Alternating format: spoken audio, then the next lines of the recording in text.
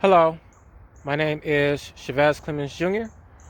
This is part 3 of the 3-part video testimony for how my disgraceful attorney, Mr. Scott P. Batey, performed misconduct in the handling of my case against Pomeroy I.T. Solutions Sales Company Incorporated. Please like, please share, please comment on this video. Please send it to as many people as you know. Please send it to lawyers, journalists, news professionals, influencers, anyone who can help me hold this man accountable and ensure that Mr. Scott P. Batey never gets to do what he did to me to anyone else for the remainder of his life. Thank you very much.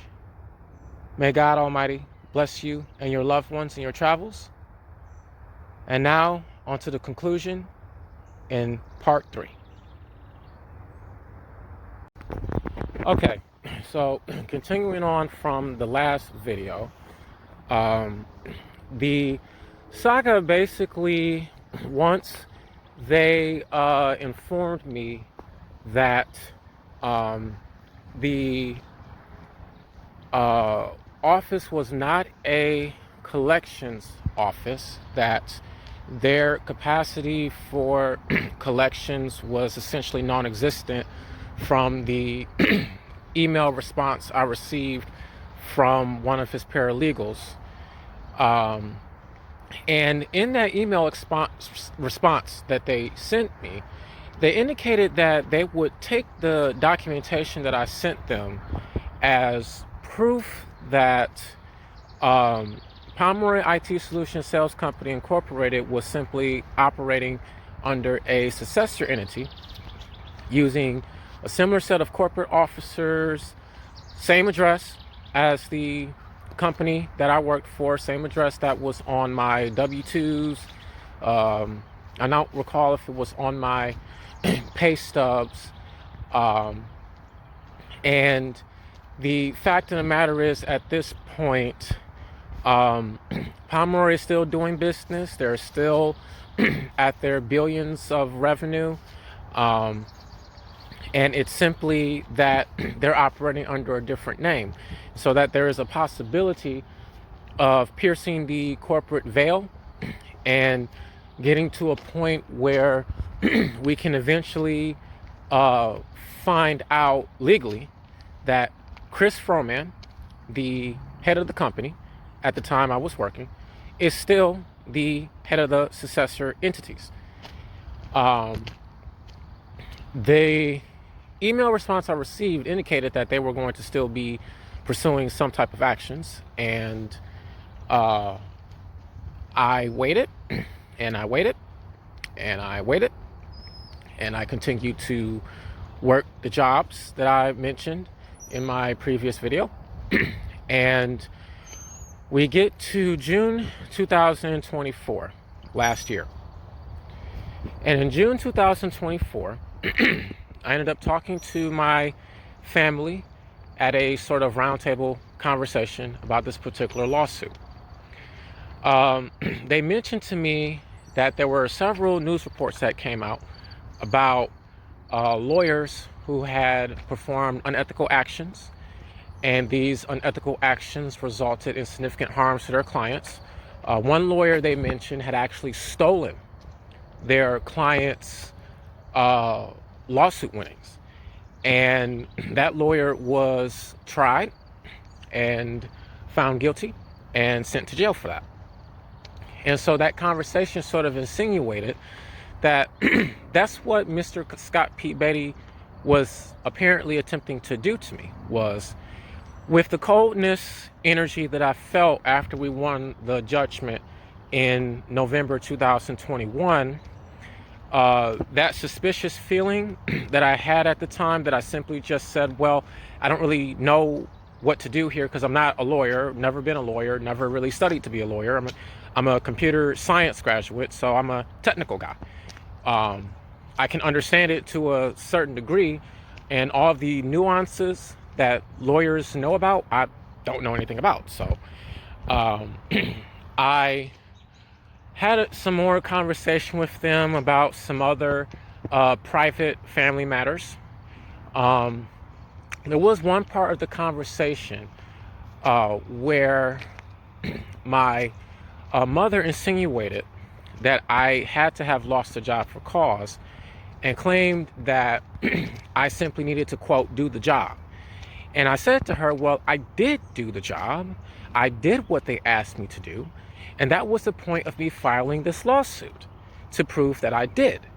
And I don't really recall if I informed her of this, but I had also won my unemployment insurance case.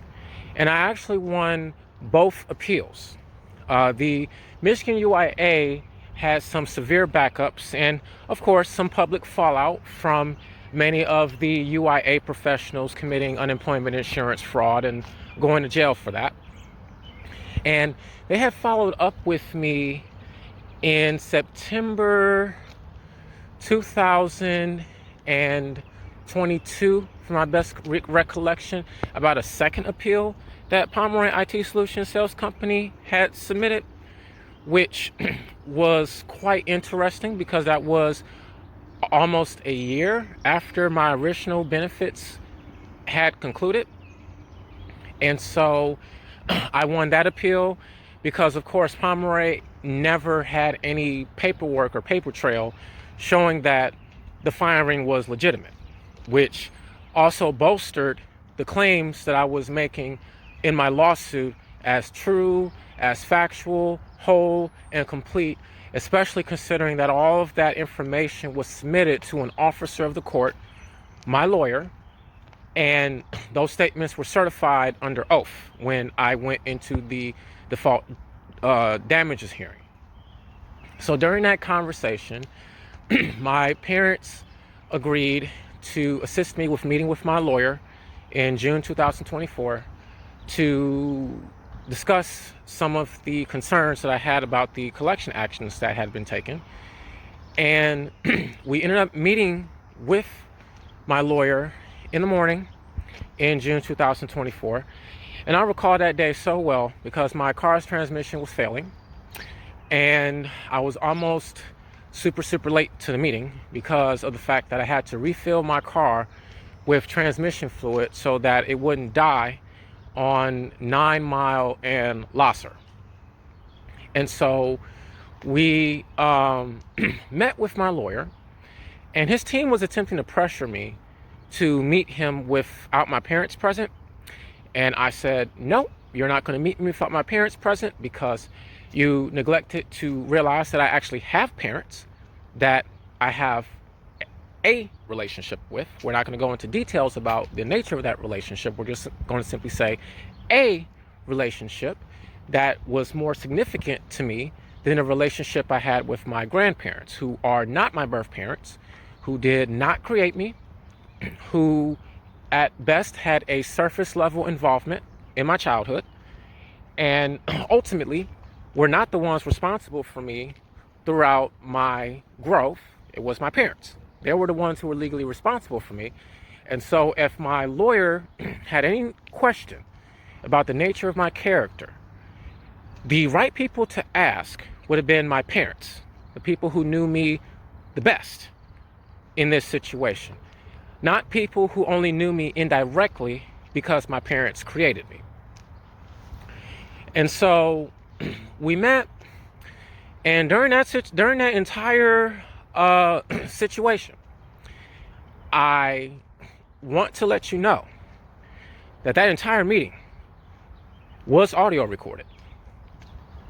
Under Michigan Supreme Court precedent, it is admissible to have a one-party recording as long as you are a whole, complete, and total party to the proceedings, which basically limits the nature of the current Michigan statute for public recordings to simply preventing people from recording random people without their consent. It does not protect against private conversations being secretly recorded, because the understanding is that everyone who is there is a complete total and whole party to the conversation. And so recording that conversation is legally permissible. So that entire meeting was audio recorded. And during the meeting, I had some very, very pointed questions from my lawyer about the nature of his questioning, me about the legitimacy of my employment with Pomeroy. I had some very pointed questions for him about the nature of the collections to attempt to understand how he performed the collections that he performed, with the knowledge that he wasn't a collections lawyer. And so if he wasn't going to take the responsibility of properly performing the collections, how come it took him so long to hire the proper professionals who would be willing to perform the collections properly and take responsibility ultimately for the outcome of the collections? And my lawyer, under this level of severe questioning, and you got to understand, I'm a pretty mentally strong guy. I may be 5'8", 130 pounds, soaking wet most days, and my mental fortitude, it's like a reinforced steel fortress, especially when you are attempting to falsely accuse me of perjury and defrauding the court and put a felony on my record and have me in jail for a large portion of my life, and even when I leave the jail, render me unable to use my prior skills, education, experience, and certifications to maintain my ability to receive gainful employment as a IT professional. He made so many missteps and so many misspeaks during the questioning that I had for him. He was unable, or rather unwilling, to certify that there were specific issues with his false accusations, with his process, with the manner that he conducted himself while representing me during the case. And once I got to the point of understanding in this energy that this man may have, or more than likely did, do something gravely wrong with the proceedings and attempted to falsely accuse me of a crime to remove his liability, I requested from him my full case record. And apparently he had my case record already pre-printed, all several tens of pages of it, in fact. So it was all pre-printed. And not too long after he gave me my case record, we concluded that meeting. There's another piece of detail that I want to let you know, which is why I say me and my parents have a relationship. During that meeting, my mom was hitting me while I was questioning the man who falsely accused me of a crime. My dad was attempting to shout me down about the questions that I was asking the man. And when I left out, my parents shook the hand of the man who falsely accused me of perjury and defrauding the court.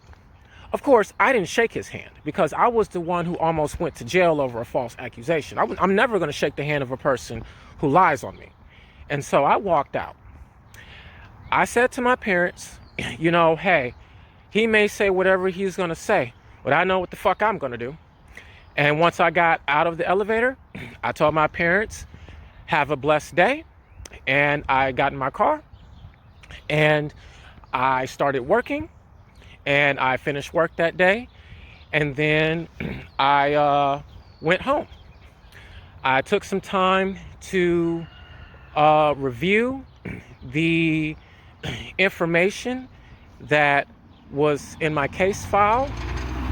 I noticed some glaring inconsistencies with what was in the case file. And I also noticed that for some reason, when he had attempted collection actions against Kroger had informed him that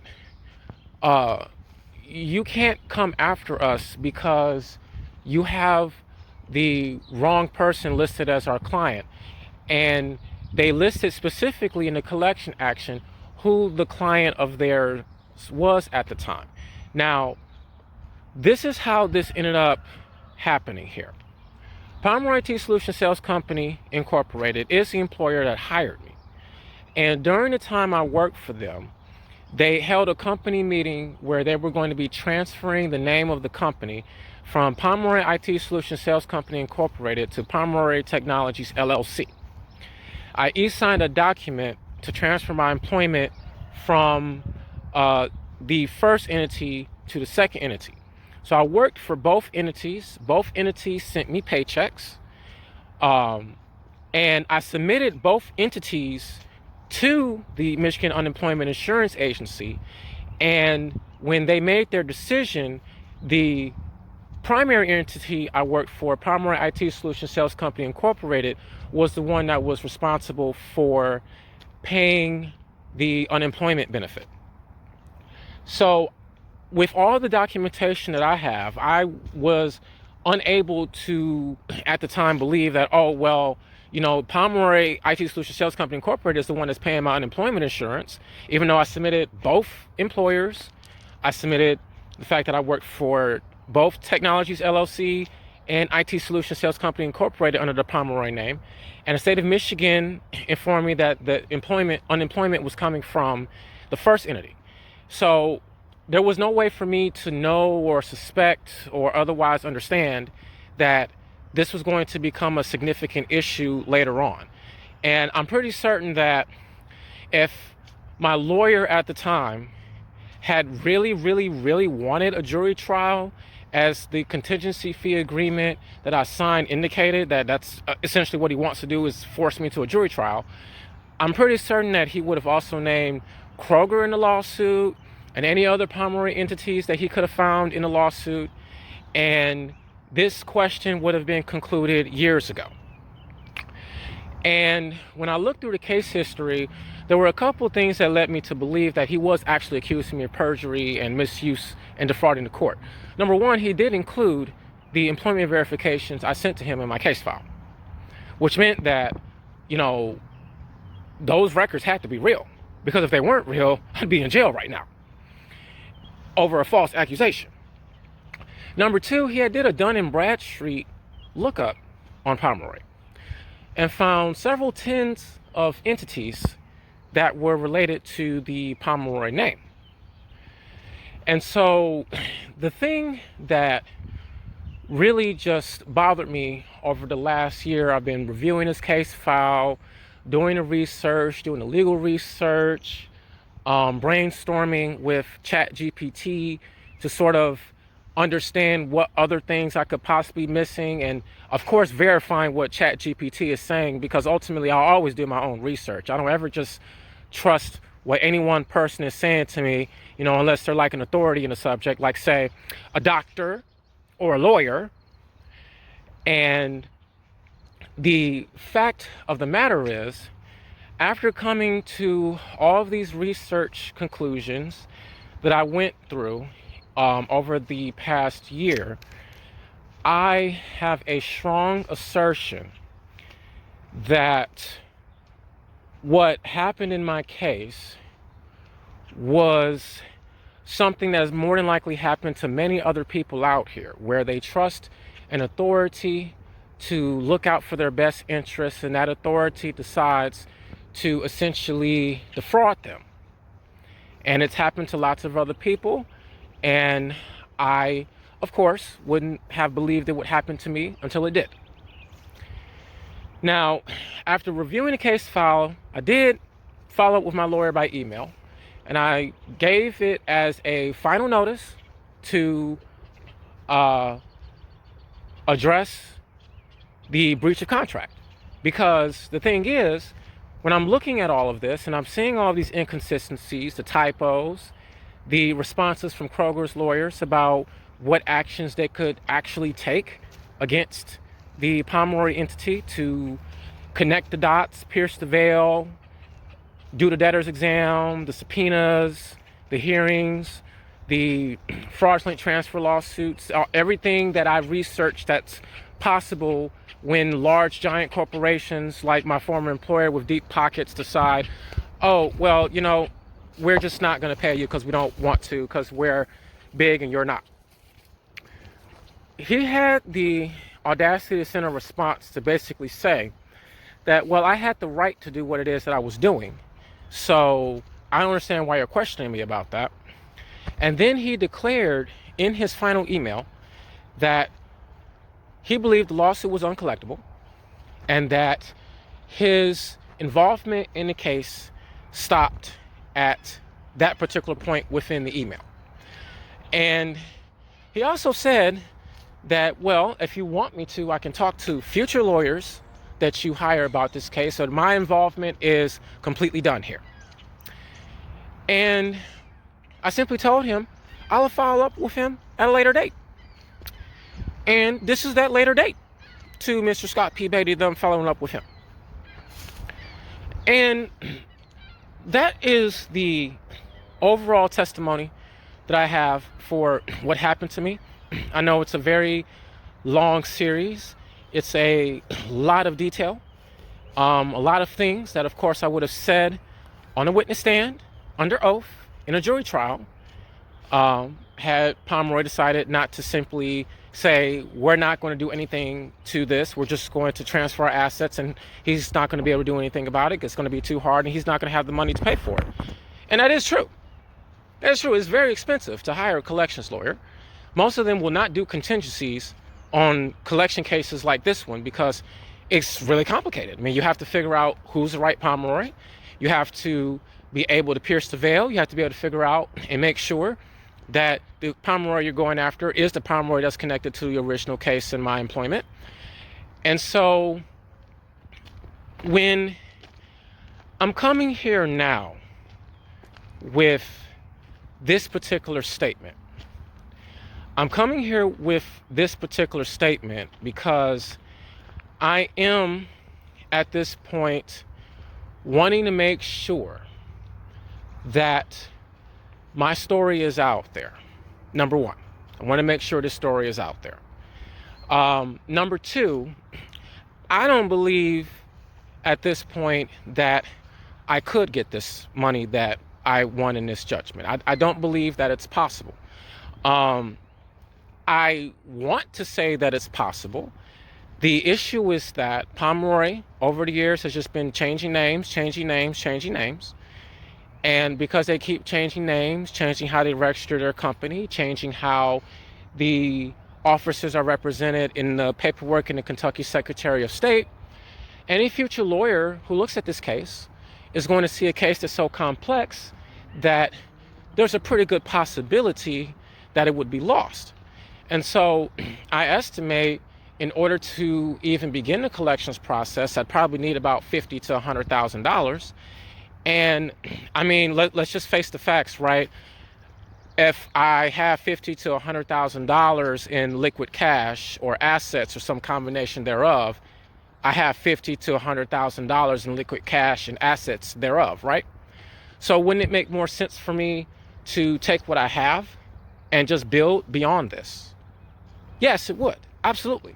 That would be, I would think, a logical conclusion for anyone who sees something this complex, who knows that they were and are middle class, and that pursuing something like this would require so many resources that it would almost be a near waste of said resources to potentially pursue a losing collection action, even though the events are legitimate. The case was won fair and square. They were served. The process was followed to the T for the initial judgment. And it's simply that with the events that occurred after winning the judgment, the difficulty of collecting on this case is higher than the difficulty of earning $50,000 to $100,000 to simply do what I need to do in the first place. I'm an IT guy, right? So it would be relatively easier for me to just simply do the contracting work, use whatever emergency relief I can get or whatever benefits that I can qualify for based on income if my income isn't high enough to keep myself going like I'm doing now, and ultimately earn my way to the judgment that I already won. I mean, there's no dispute, right? If you work for 20 years making $50,000 a year, that's $1 million over 20 years. And that's pre-tax. And since I would be in a more favorable tax bracket and I wouldn't be paying a contingency fee on that $1 million, I would actually have more money over 20 years by working gainfully than I would just simply attempting to pursue this like a lottery check. And so I want to make it perfectly clear that I do want this money. Let's not get it twisted. I want my judgment that I won. I do. I also see the difficulty of collecting it thanks to my lawyer's actions sabotaging the collection of the lawsuit so terribly that it would not only be a complicated case to collect on, it would take me many more years to collect on this case than it would for me to simply build myself up from the trenches where I am now. So for some transparency, I'm at a point in my life where I'm so broke. I'm brokered in a joke. I am brokered in a joke. I just want you to know that, brokered in a joke. I'm looking into transitional housing. I'm at this point where, I would honestly just not even tell people I have a degree or worked in IT, just to be able to clean toilets or flip burgers or, whatever job that I could get that would just pay some bills and put me in some type of living. I don't even care if what I'm living in is practically a box. As long as the box has electricity, running water and heat, and a place for me to lay my head, and I'm safe, that's really all I care about. I mean, that's really all I'm looking for. And in fact, that's how I'm living now. The way that my house is literally just a box that I live in, and it has electricity, heat, and running water. And, that's really all I need. I've never been the type of guy to be like, oh my God, I need a Rolls Royce, I need a mansion. I need all this space. It's only me in the house. There's nobody else. So it's like, I'm not here to just say, oh man, this man is just making it so that I can't be rich. I could be rich in 20, 30 years and retire rich. It's very, very possible. I work in IT. IT people do make good money. And so there is no way that I would ever stoop myself down to say, oh my God, I've lost the opportunity of a lifetime. And I have, let's not get it twisted, I have.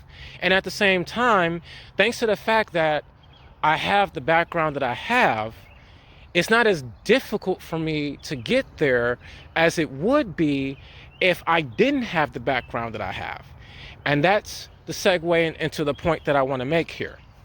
There are lots of people out here who would trust somebody like Mr. Scott P. Batey to help them when they're in a situation that's maybe is not as generous as mine. Maybe they don't have a bachelor's degree. Maybe they only have a GED. Maybe they've been struggling for years. Maybe they were only making minimum wage or just barely making enough money above minimum wage to stay afloat.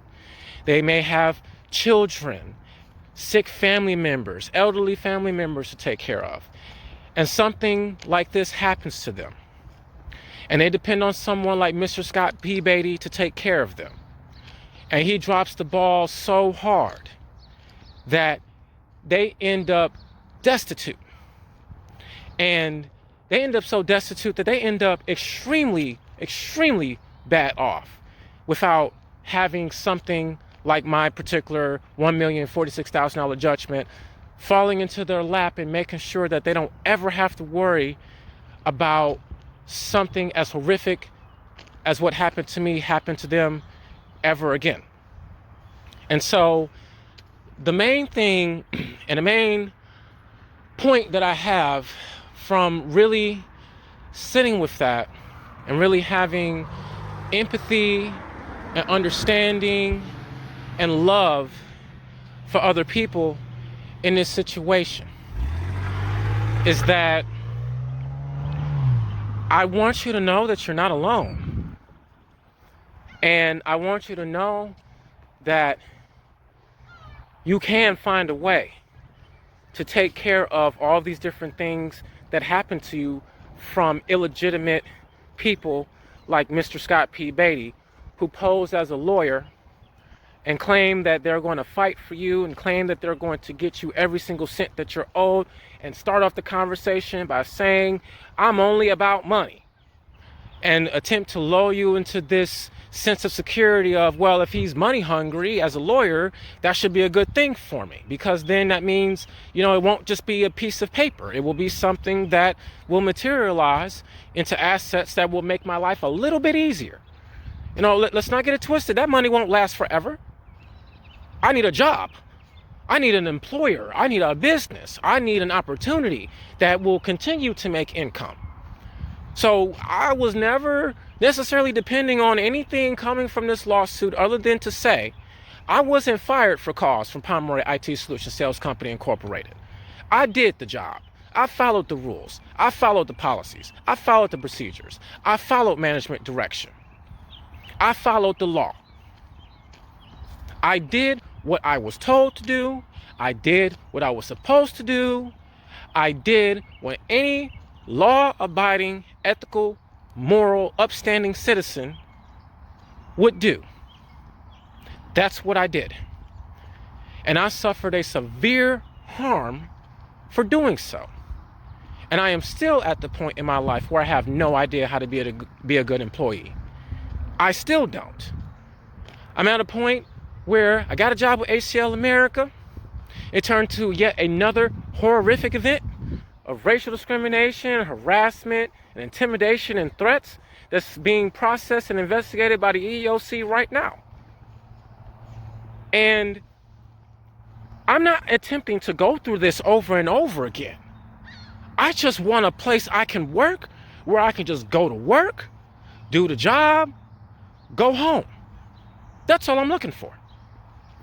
I'm not looking even for a promotion anymore, or really a career. I'm just looking for a job where I can work that job for 30 plus years. By the time I'm in my mid 60s, I can retire, and then I can wait for God to bring me my judgment day, and then accept the judgment and move on to wherever I'm going to go, whether it's heaven or whether it's hell. I accept both. What I do want to say, though, is Mr. Scott P. Batey has more than likely done this to other people. I am not the only person that he has potentially done this to. And I don't believe that Mr. Scott P. Batey needs to continue practicing law when he is willing to do some of the most horrific things that you can legally do as a lawyer to someone who is unsuspecting, naive, and at a modicum level of informed like I am. Just the type of trust that you put into someone who is an authority figure, and then they blast it into smithereens. And so that's the main point of me releasing all of this information now, several years later, after the case has already been concluded, simply so that while I'm dealing with the lowest point I've been in my life, thinking about being homeless on the street, my car keeps failing, my car has been sabotaged several times by mechanics, and it's limiting my ability to continue to work gainfully, and I'm looking for other opportunities over the past 2 years, and they're just not there. And I'm seeing all of my peers saying the same thing. I want to make sure that my story is out there, so that while I'm out here, buying sandwiches from the store, finding places to sleep, and eventually getting a lifeline phone, so I have some sort of phone call ability to keep up with possibly having a job come through, while I'm out here in transitional housing, and being able to rebuild myself back to where I wanted to be years ago. I want to make sure that Mr. Scott P. Batey doesn't just get to get away with this. I want to make sure that he doesn't get to keep sleeping well at night, knowing that he sabotaged one of his clients intentionally because of the fact that he believed that his client was a two-bit thug like him. And I want to make that very clear directly to Mr. Scott P. Batey. Unlike you, I actually believe in being a good person. I'm not perfect. I make mistakes. I do have regrets. There are things that I would like to take back, and I am strong enough to know that I can't take them back. And I'll be even more direct with this. If I didn't mean to do what I did, I wouldn't have did it. And because I did it, I must accept the consequences of that outcome. There's a good saying, the road to hell is paved with good intentions. And I want to make sure that I live my life without continuing to pave that road, hiding under the guise of good intentions. I do need help. I really need help.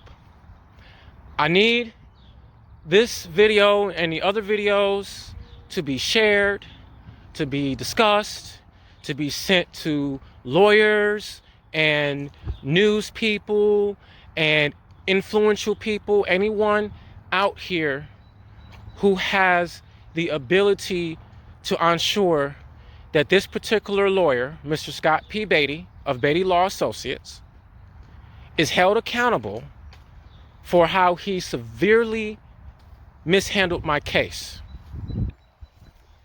And I have all of the receipts, the paperwork, the documentation. I wrote a statement of how the events transpired, and I will ensure that all of that information is attached to this video that I'll be posting, so that you all can judge for yourselves. It's a simple question. Am I right or am I wrong? And I will accept either judgment wholeheartedly. As a final aside, I really think that there was some really illegal things done here to me by Mr. Scott P. Batey. I really think that. Even when I'm wrong about it, my belief is unwavering in that. And the reviews on his page sort of confirm that the way that he likes to do things when it comes to people reviewing him means that in order for me to make sure that all of my, musings are not simply written off as drivel, I'm definitely gonna need those receipts. And I got every receipt, got an entire packet of receipts. I keep my receipts. And everyone is gonna be able to see them and make their own call on what's necessary here and what's not necessary here. And I'm gonna be very clear. I don't want Mr. Scott P. Batey to be able to practice law in the state of Michigan ever again after what he did to me. That is my ultimate goal. No matter if I am unsuccessful in it or successful, and I would pray that I'm successful, and even when I am unsuccessful, I simply want to be able to say to myself when I'm a much older man that I didn't let somebody bully me into the ground and pummel me and push me into abject poverty with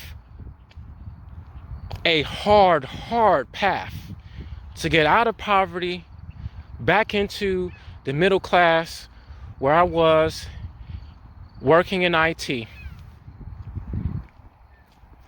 I wanted to thank you for being willing to watch this entire long series. Again, please make sure that you share this video to anybody you know that can assist me with figuring out how to properly go after this man and hold his feet to the fire like he held my feet to the fire. And I'm sure that at the very least, he never does this to another person in the state of Michigan ever again.